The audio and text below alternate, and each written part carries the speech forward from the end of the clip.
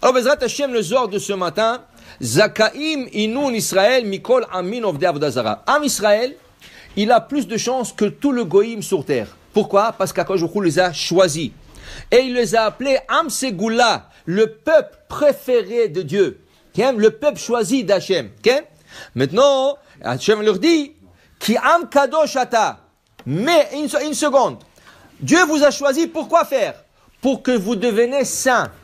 Am Kadosh. Am Kadosh. Maintenant, en quoi se traduit la sainteté d'Am Israël? Le Zohar, très intéressant, il dit, il y a une chose, que si tu le fais, c'est pas la seule chose, mais si tu le fais, tu as emmené un esprit de pureté sur toi, un esprit de sainteté. C'est quoi? Dit le Zohar. Il dit, man de achil, celui qui mange le lait et la viande ensemble, mélangés, il emmène sur lui la plus grande impureté du monde. C'est lui qui se sépare du mélange de lait et viande, et il sépare tout ce qui est lait et viande, chez lui, il rentre dans la Kedusha la plus grande. Okay? Il dit ici, au niveau kabbalistique, au niveau mystique, ok? Nous, on a des yeux, on voit des choses matérielles, mais on ne voit pas qu'est-ce qui se passe autour de nous au niveau spirituel. Celui qui mange un sandwich, cheeseburger, on va dire cheeseburger kasher à 100%, la viande halak bet Yosef, le fromage halav Israël à 100%. Il les a mélangés ensemble, il les a mangés. Dit le Zohar, il ne sait pas. Il dit ici Gadia, elle vient une chèvre que tu vois pas, mais c'est un démon qui se fait comme un chèvre et elle danse autour de cette personne 40 jours. 40 jours, elle ne lâche pas la personne et elle tourne autour de lui. 40 jours. Une chèvre. Maintenant, toi, tu ne peux pas voir. Le gars qui mange un burger cheese, est-ce qu'il voit une chèvre? Il ne voit rien. Okay? Mais il ne sait pas qu'il vient de se rentrer dans le corps maintenant la plus grande impureté du monde. La Gemara dit, on dit que, il y avait 4 prophètes en Babylone. Hanania, Mishaël, Azaria et Daniel. Ces 4 prophètes, ils avaient 8-10 ans, quand ils ont été exilés. Ils étaient beaux d'apparence, ils étaient très beaux et très chacham, très très sages.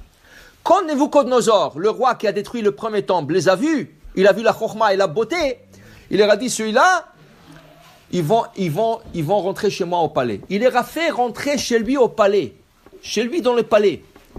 Et il a pris une personne, il a dit, toi tu t'occupes d'eux. Ils doivent bien manger, bien boire et bien s'habiller. Et je veux toujours qu'ils soient autour de moi. Le premier jour que cette personne est venue, cet serviteur est venu, il leur a dit, qu'est-ce que vous voulez manger? On a tout ce que vous voulez. On a des crocodiles farcis, on a des lézards rôtis. Alors ils ont dit, non, Shem Ishmor, non, pras v'shalom. Nous, on veut du riz. Matin, midi et soir, du riz et des légumes, c'est tout. Il dit, non, jamais de la vie. Vous allez manger du riz matin, midi, soir, vous allez maigrir et le roi va m'enlever la tête. Il m'a dit de charger de vous comme il faut. Il faut que je m'occupe de vous. Il dit, non. Fais un test, une semaine. On va manger que du riz une semaine. Si on maigrit, on va parler après. On dit là-bas, dans le prophète Daniel, ils étaient plus beaux et plus forts que le prince, le fils du roi. Ils mangeaient que du riz. Kasher. Okay? La même histoire se répète 70 ans plus tard avec Esther Amalka. Esther, elle rentre dans le palais d'Ahashverosh. Qu'est-ce qu'elle va manger là-bas? Du riz. Matin, midi et soir, du riz. C'est ça? Et c'est pour ça que les Perses, ils adorent le riz.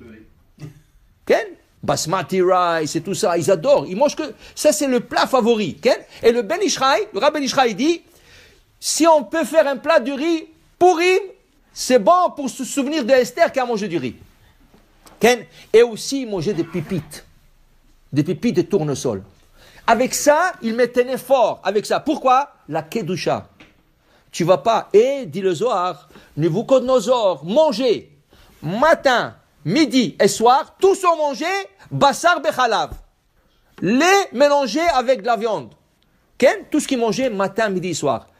Ils ont dit, Hash Veshalom, on ne touche pas tout ce qu'il a lui. Alors il dit, le Zohar, c'est tellement grave.